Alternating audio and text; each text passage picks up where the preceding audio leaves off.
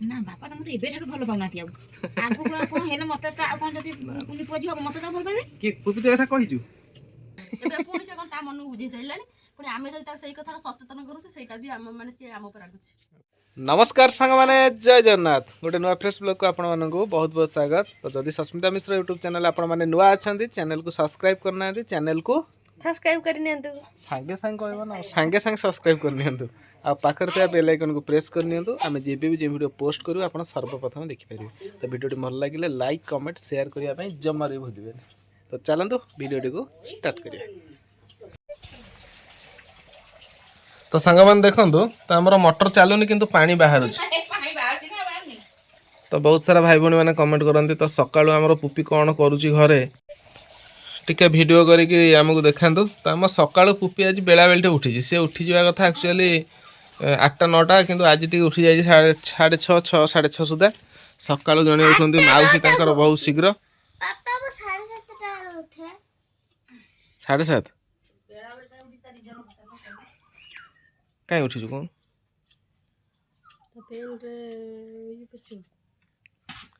एपटे बो तांकर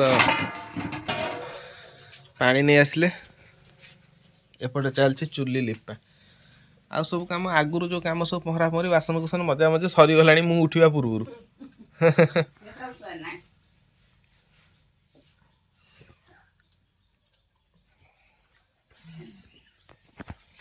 चुली रोसे सबुदिन सकाल सकाल चुली लिपा हब तापर रोसे बास आरंभ हम माने एटा चुलीर मेंटेनेंस टा सकाळर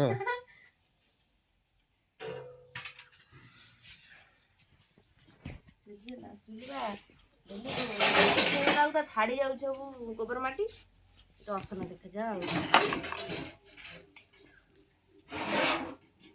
माटी जिनिस जिते नेसिव से चिकन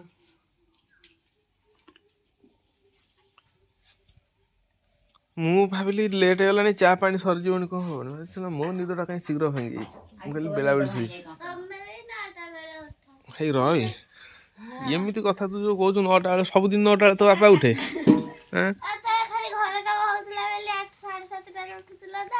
आउ जो दिन कम थी बापा 5टा उठ जो दिन माने देखिकी कहला मो बापा 9टारे उठती मु तो मोटा उठे चाहे सकाल उठिकी तो मोटा मुझे देखीदे मत कहीं भारी खुशी लगे कहीं कहलु सकाल तू जो मुहटा जो करी थाउ जो भली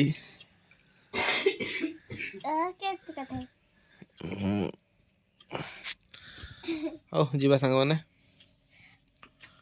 चा पानी हम पिया पी हम चाह सरला तापर जहाँ सब चलो कार्यक्रम आगो गरम पानी हेले तो झियो मुंड सफा करिवो काढिवो पंचमी से उठी से सकासे आज आज नहीं आज सफा सफा करियो ना काली तो एतोड़ी स्कूल को पळै सारिवनी 7टा बेले अच्छा काली आज सफा करिवो काली एक गेला काई करूछु आज ता मामा को कहू जा तू आसीला ओए खटोटा दुख सुख होइथिनी आज होची मामा नु ओटा कथा ना कोन ना बापा तो मते एबेठाରୁ ଭଲ ପାଉନାହାନ୍ତି ଆଉ ଆଗକୁ କଣ ହେଲେ ମତେ ତ ଆଉ କଣ ଯଦି କୁନି ପୁଅ ଝିଅ ମତେ ତ ଭଲ ପାଇବେ କି ପୁପି ତ କଥା କହିଛୁ କଣ କହିଛୁ କି କହିଲୁ ଦୁଃଖ ଲାଗିଲା ମତେ କଣ କହିଲୁ ଇଏ କୋଡା मते एबे कौन से घर को हम पुपी आ मां को मेला होची जिबा आ माउसी जीव तू मु जीबी अरुआ खाइबा मु त आज गाधै पादिन मु बाहर रास्ता ऊपर मां को मुंडिया मार देबी तुम दि जण जीव मुंडिया मारियो तुम दुख तू जण माने तो दुख तू जण माउसी दुख माउसी जणेबो आ दु जण जा मिसी की बापार दुख जणे देबो मो दुखटा जण मते कहली मोर तो बहुत दुख मोर तो बहुत दुख आ मु कोन तोर बहुत दुख हमर पाठ होउनी आउटा कहिनी सुना जरा सेपट काल देखि तो मो बापा मता गेला करिवनी माने ता मुंडे रे एते पसिची कथा सुना जरा मु सड कहली मु कहली हाउ से जदी गेला न करे मु त अछि आ बडा नातुनी मरा मु करे जो मोर प्राय सब कथा रे आई रहउजी माने मो नारे फास्ट अक्षर हाउ एबेठर मते एंट पार्टी करनी त कोन मु पुपी पार्टी करछि कहलु सेपट गोड काली को दिन पार्टी र को दिन त पार्टी करछि कहत चिंता करानी से मते पार्टी करना को दिन ମୁଁ ଏଇଠି ବସିଥିଲି ପାଟି କରୁଥିଲ କାଲି। ତୁ ଦୁଷ୍ଟ ହେଲେ ପାଟି କରିବିନି। ମୁଁ ଦୁଷ୍ଟ କେତେବେଳେ ହେଲି ସେତେବେଳେ? ମୁଁ ତ ଖାଲି ବସିଥିଲି। ନାଇଁ ତତେ ଆଜି କେତେ ବର୍ଷ ହେଲାଣି କହିଲୁ? 10। ଆଚ୍ଛା ପାଠ ପଢ଼ିଲୁଣୁ କୋଉଥିରେ? ମାନେ ଚତୁର୍ଥଟି ସରିବ ପଞ୍ଚମ କ୍ଲାସ ହବ। ମତେ ଏଇଖିଣା ବୟସ କେତେ? 33। 34 କାଇଁ ବଢେଇ କହୁଛୁ? ତୁ ଯେତେବେଳେ ପାଠ ଯେତେବେଳେ ନ ପଢିବୁ ଦୁଷ୍ଟ ହବୁ ମୁଁ ତୋତେ ପାଟି କରିବିନି। ମୁଁ ତ ପଢେ ତ ପାଟି କଲା ମୁଁ କଥା କହୁଛି। ମୁଁ ତ ଏଇଠି ବସିଥିଲି ତ ମତେ ପାଟି କଲା। ତୁ କଣ କହୁଛୁ ବୋଉକୁ ଏମିତି ଯେ ଆଉ ସେ ତା ମାମା ସାଙ୍ଗରେ କହୁଛି, ମାମାକୁ କହୁଛି। ମୁଁ ସାଡୁ ଆସିଲା ବେଳକୁ ସେ କହୁଛି ମାମା ଗୋଟେ କଥା। ଏଠୁ ତା ମାମା କହିଲା କଣ ହେଲା ନା ବାପା ମତେ ଏବେଠାରୁ ତ ପାଟି କଲେଣି, ଆଗରେ ଯଦି ଆଗକୁ ଯଦି କଣ ହବ ମତେ ଆଉ ସେ ଜମା ଗେଲା କରିବେନି, ଏମିତି ପାଟି କରିବେ। ମୋ ଝିଅ ଆକ୍ଚୁଆଲି ଚିନ୍ତା ବସିଲାଣି ଯୋଉଟା ସତ କଥା ଆପଣ ମାନେ ଜାଣିଥିବେ କି ନାହିଁ, ମୋର ଆଗର ଯୋଉ ଦୁଃଖ ଆଗରୁ ଯୋଉ କଷ୍ଟ ମୁଁ କରିଛି, ମାନେ କହିଲେ ମୋ ଆଖିରେ ଲୁହ ଆସିଯାଉଛି। ଆଉ ସେଟା ସବୁ ମାନେ ଦେଖିବା ଲୋକ ମୋ ବୋଉ ଆଉ ମୋ ପାଖରେ ବି କେହି ବି ସେତେବେଳେ ନଥିଲେ ସାଥ ଦେବା ପାଇଁ। ମାନେ ନା ବନ୍ଧୁ ବାନ୍ଧବ ଭାଇ ବନ୍ଧୁ କୁଟୁମ୍ବ କେହି ବି ନଥିଲେ, ଯେଉଁମାନେ ବି ଏପର୍ଯ୍ୟନ୍ତ ବି ଆମର ବ୍ଲଗରେ କେହି ବି ଆସିପାରୁନାହାନ୍ତି କିମ୍ବା ଆମେ ବି ଚାହୁଁନୁ ତାଙ୍କୁ ଆଣିବା ପାଇଁ କି ଆସିବେନି ମଧ୍ୟ। ଆଗକୁ ଯେବେ ବି ଆମେ ଭାଇ ଯେତିକି ଅଛୁ ଆମ ଫ୍ୟାମିଲି ଆମେ ସେଇ ହିଁ ଭିଡ଼ିଓ ବନେଇବୁ। ଆଗକୁ କାହାକୁ ମୁଁ ନେବିନି ସେମିତି ଭିଡ଼ିଓରେ। ମୁଁ କ'ଣ କଷ୍ଟ କରିଛି ମୋ ଗାଁ ଲୋକ ଜାଣିଛନ୍ତି, ମୋ ସାଙ୍ଗମାନେ ଜାଣିଛନ୍ତି, ମୋ ବୋଉ ଜାଣିଛି। ଆଉ 2014ରେ ଯେତେବେଳେ 2015ରେ ଯେତେବେଳେ ମୋ ଝିଅ ଆସିଲା, ତାପରେ ମୋର କିଛି ଦୁଃଖ ମାନେ ଦୁଃଖ ଗଲା ଯୋଉଟା କୁହନ୍ତି।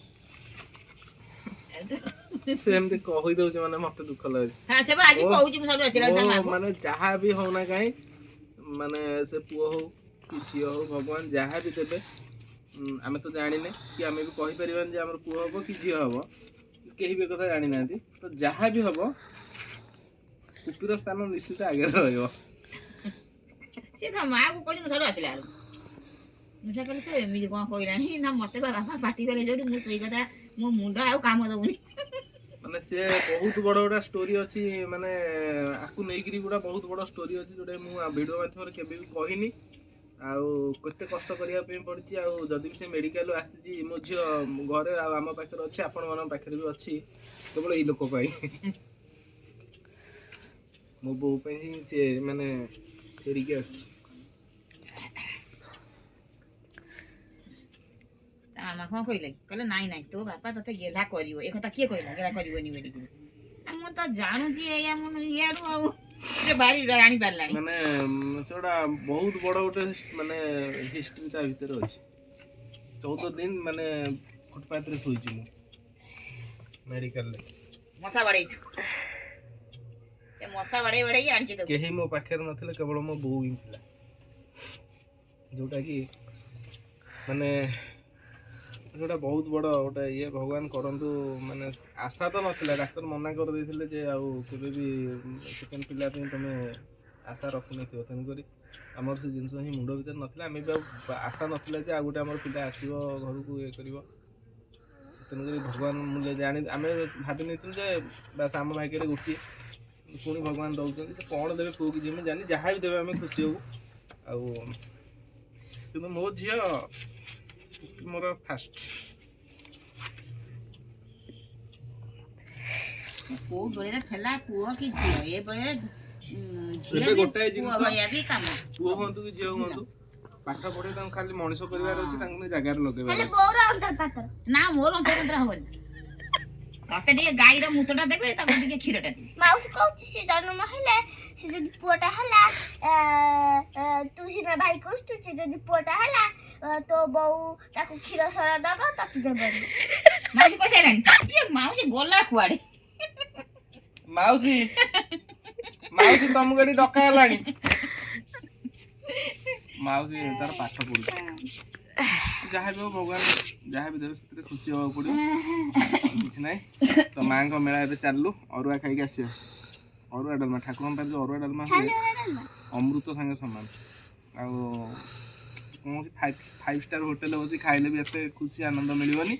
ପୁରା ତଳେ ବସିବ, ପତ୍ର ପଡ଼ିବ, ତଳେ ଚେକାମାଲି ପକେଇ ବସିବ, ଅରୁଆ ଡାଲମା ଖାଇବ। ଆଉ ତାର ଯୋଉ ବାସ୍ନା ଆଉ ତାର ଯୋଉ ସ୍ୱାଦ କେବେ ବି କୌଣସି ଠାକୁରଙ୍କର ପ୍ରସାଦ ବଡ ବଡ ହୋଟେଲରେ ବି ସେ ଜିନିଷ ମିଳିବନି, ଯେତେ ଟଙ୍କା ଦେଲେ ବି ମିଳିବନି। ଆଉ ସେଟା ହିଁ ଗାଁ ଗହଳିରେ ମିଳିବ କେବଳ ଅଷ୍ଟପ୍ରହରୀ, ମୁଁ ଯାଇଥାନ୍ତି ଶାରଳା ମାଙ୍କ ମେଳା, କିନ୍ତୁ ଯଜ୍ଞ ଆଉ ଏଇ ଟାଇପ ର ଯୋଉ ଠାକୁରଙ୍କ ପାଖରେ ଯୋଉ ରୋଷେଇ ହୁଏ ବାସ୍ ସେ ପ୍ରସାଦ ପୁରା ମନକୁ ଛୁଇଁବ, ଆତ୍ମାକୁ ଶାନ୍ତି ଦବ ଖାଇଲେ। ଏଇଟା ଗଲା ପଡିବି ବଦମାସ। ତ ବର୍ତ୍ତମାନ କଜିଆ ଆରମ୍ଭ ହେଇଗଲା, ମାଉସୀ ବାହାରି ଆସିଲେ ତାଙ୍କର ପାଠ ପଢା ଛାଡି କଜିଆ କରିବା ପାଇଁ। କୁହନ୍ତୁ। ସାନ ଭାଇ ହବ, ବଡ ଭଉଣୀଙ୍କର ଦାୟିତ୍ୱ ହଉଛି ତାଙ୍କୁ ଖୁଆଇ ପିଆଇ ବଡ କରିବା, ମାନେ ଭଲ କରି ତାଙ୍କୁ ତାର ସେବା ନେବା କରିବ। ସେମିତି ଯଦି ସିଏ ଏବେ କହୁଛି ଆଉ ବହୁତ ମତେ କାହିଁକି କ୍ଷୀର ସର ଦଉନୁ, ସବୁ ବାପାଙ୍କୁ ଦେଇଦେଉଛୁ, ଛୁଆ ପାଙ୍କୁ ଦେଇଦେଉଛୁ। ମୁଁ ସେଇଆ କହିଲି, ମୁଁ କହିଲି ଆଉ ଗୋଟେ ଭାଇ ହେଲେ ସେ କ୍ଷୀର ସର ଆଉ ତ ବାପା ଆଉ ଛୁଆଙ୍କ ପାଖକୁ ତ ଯିବନି, ତୋ ପାଖକୁ ବି ଆଉ ଆସିବନି, ସିଏ ଖାଇବ ହେଲା। ଆଉ ତ କ୍ଷୀର ଟିକେ ପାଇବୁ ନାହିଁ, ସେ ସେଇଥିପାଇଁ ସେ କଥାଟା ସେ ମନେ ରଖିଛି ହେଲା କି। ଆଉ ପୁଣି ଯଦି ଧର ଯୋଉ ଛୁଆ ପୁଅ ସେ ଝାଡା ବସିବ, ହଁ ସେ ତ କରିବ, ଖାଇ ବସିଥିବ, ସେ କଣ କରିବ, କାହାକୁ ବରାଦ କରିବ? ଯେମିତି ମାନୁ ପୋଛୁଥିଲା ତମର, ନାଇଁ ମାନୁ ପୋଛିଛୁ, ପ୍ରକାଶର ପୋଛୁଥିବୁ, ପ୍ରକାଶର ପୋଛି ଦିଅ, ମାଉସୀର ପ୍ରାୟ ପୋଛି ନଥିବ, କାହିଁକିନା ମାଉସୀ ମାନୁ ଭିତରେ ଡିଫରେନ୍ସଟା 10 ବର୍ଷ ବୋଧେ। ବାରି ଘର ଦୁଆର ହବ ବୁଲି ନାଇଁ ମ 10 ବର୍ଷ କେମିତି, ମାଉସୀ କି ଧର 22 ନା 23, ସେ ମୋଠୁ 7 ବର୍ଷ ବଡ। 22 7 29 ଠିକ ଅଛି। ଆମେ ଏତେ କଷ୍ଟ ନଥିଲା, ଯିଏ ଯୋଉଠି ହଗି ପାଇଲା। ଇଏ ତ ଗୋଟାଏ ଦୁଆର, ଏଠି ହଗିଲେ ବି ବସିବାକୁ ଜାଗା ନାହିଁ, ସେଥିପାଇଁ ବାହାରକୁ ଯିବାକୁ ପଡେ। ଛୁଆଙ୍କୁ କଣ ବାହାରକୁ ଛାଡି ହବ କି? ନା ସେତେବେଳେ ଆମ ଉପରେ ରେଷ୍ଟ୍ରିକ୍ସନ ଥିଲା, ଯିଏ ଯୁଆଡେ ବୁଲିଲା, ଯିଏ ଯାହା ଖାଇଲା, ଯେ କିଛି ମାନେ ଦାୟିତ୍ୱ ନଥିଲା। ଯାହା ତ ଯିଏ ତ ଗଲେ ଗୋଟେ ଯିବ ଆଉ, କିନ୍ତୁ ଗୋଟେ ଦିଟା ହେଲେ କଣ କରିବ? ଠିକ ଠିକ। କହ। ହଉ ଯୋଉ ପିନ୍ଧା ପିନ୍ଧି କର, ଯିବା ବାହାର। ହଁ ମୁଁ ଯିବି ଯେ, ସିଏ କଣ ତା ମତ ବଦଳେଇ ଦେଲା ନା କଣ? ମତ ମାନେ ସିଏ ଏପର୍ଯ୍ୟନ୍ତ କିଛି ଡିସିସନ ନେଇ ପାରୁନି। ମୁଁ ମଝିରେ ଯେତେବେଳେ କହୁଥିଲି ନାଇଁ ଆଉ ଗୋଟେ ଭାଇ ହଉ, ମତେ କହିଲା କାହିଁକି ମୋ ସାଙ୍ଗେ ଭାଗ ହବ, କଜିଆ କଲା ମୋ ସାଙ୍ଗେ। ଏବେ ପୁଣି ସେ କଣ ତା ମନକୁ ବୁଝେଇ ସାରିଲାଣି, ପୁଣି ଆମେ ଯଦି ତାକୁ ସେଇ କଥାର ସଚେତନ କରୁଛୁ, ସେଇଟା ବି ଆମ ମାନେ ସିଏ ଆମ ଉପରେ ରାଗୁଛି। ତ ଏଠି ସାଙ୍ଗମାନେ ରୁଟି ହେଇଛି, ଆଉ ରୁଟି ସାଙ୍ଗରେ କଣ ହେଇଛି ବୋଉ ଆଜି ରାତି ଖାଇବା?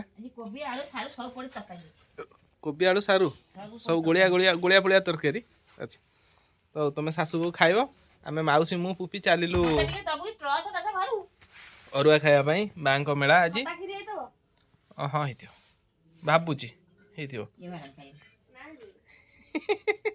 ଠାକୁରଙ୍କୁ ଖାଇବା ମାନେ ମତେ ତ ଦେଲୁ ଅଲଗା ସେ ଯୋଉ ଖାଇବାର ବସିବ, ଖାଇବ 2-3 ଥର କିରି ଅରୁଆ ଡାଲମା ଆସୁଥିବ, ତାର ଯୋଉ ବାସ୍ନା ମହ।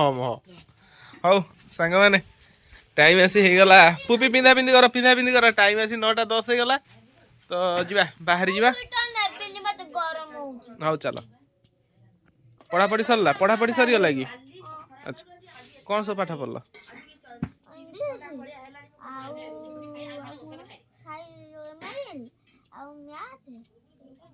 ହଉ ଚାଲ, ବ୍ୟାଗ ଫ୍ୟାଗ ରଖ, ଚାଲ ଯିବା।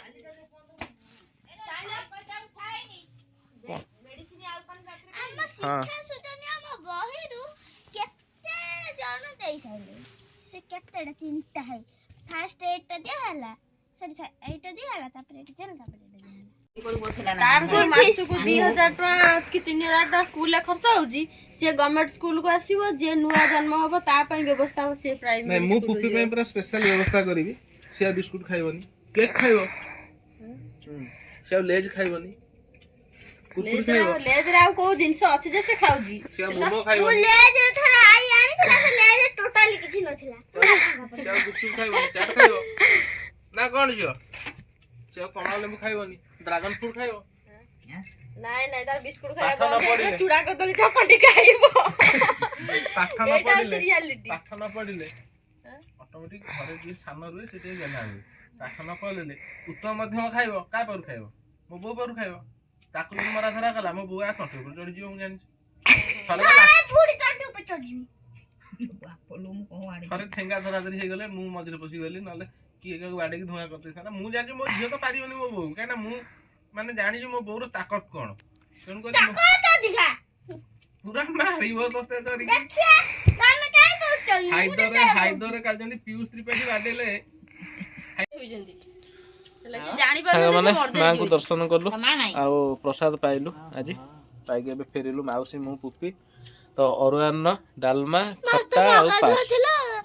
ଯୋଉ ବାପା ତୁମ ଅଗାଧୁଆ ମୁଁ ଅଗାଧୁଆ ଥିଲି, ମୁଁ ମାଙ୍କ ପାଖକୁ ଯାଇନି, ଦୂରରେ ଲମ୍ବ ହେଇ ଗୋଡ ତଳେ ପଡିଗଲି। ମୁଁ କହିଲି ମା ଦୁଃଖ ବୁଝିବୁ, ଆଉ ମାରିଦେଲେ ଆଉ କଣ କରିବା।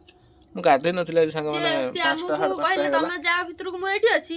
ଆମେ ସେପଟେ ନାଇଁ ମୁଁ ମାଉସୀ କି ଝିଅକୁ ପଠେଇଲି, ମୁଁ ମାଉସୀ କି ଝିଅକୁ ପଠେଇଲି। ମୁଁ କହିଲି ତମେ ଯାଅ, ଭଜନ କୀର୍ତ୍ତନ ହଉଛି। ଆମର ଇନଷ୍ଟାରେ ଏବେ ଯିଏ ଭାଇରାଲ ଅଛନ୍ତି ଆମର ଅନିଲ ଭାଇ, ଅନିଲ ସିଙ୍ଗର ଭାଇ, ତ ସିଏ ବି ଆସିଛନ୍ତି ଆଜି ଏଠି ପ୍ରୋଗ୍ରାମ କରିବା ପାଇଁ। ତ ମୁଁ କହିଲି ଯାଅ ଦେଖ, ବହୁତ ସୁନ୍ଦର ମାନେ ମ୍ୟୁଜିକ ଟ୍ରୁପ୍, ମାନେ ଭଜନ ଟ୍ରୁପ୍ ଭାଇଙ୍କର। ଆଉ ଯାଇକି ଦେଖ। ସିଏ ସାଙ୍ଗେ ସାଙ୍ଗେ ଯାଇଛନ୍ତି, ମୁଣ୍ଡିଆ ମାରି ଦେଇକି ମାଆଙ୍କୁ ପଳେଇ ଆସିଛନ୍ତି।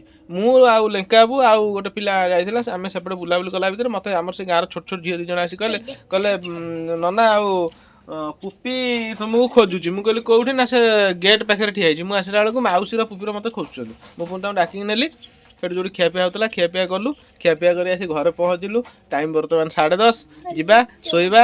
ତ ଆଜିର ଭିଡ଼ିଓଟି ଯଦି ଆପଣମାନଙ୍କୁ ଭଲ ଲାଗିଥାଏ, ଭିଡ଼ିଓ ଲାଇକ୍ କରିବେ, କମେଣ୍ଟ କରିବେ, ସସ୍ମିତା ମିଶ୍ର ଚ୍ୟାନେଲକୁ, ୟୁଟ୍ୟୁବ ଚ୍ୟାନେଲକୁ ବହୁତ ସାରା ଭଲ ପାଇବା ଦେବେ। ପୁଣି ଆଉ ଗୋଟେ ନେକ୍ସଟ ଭିଡ଼ିଓରେ ଦେଖା ହବ। ରହିଲି, ଲଭ୍ ୟୁ ଅଲ୍, ଜୟ ଜଗନ୍ନାଥ।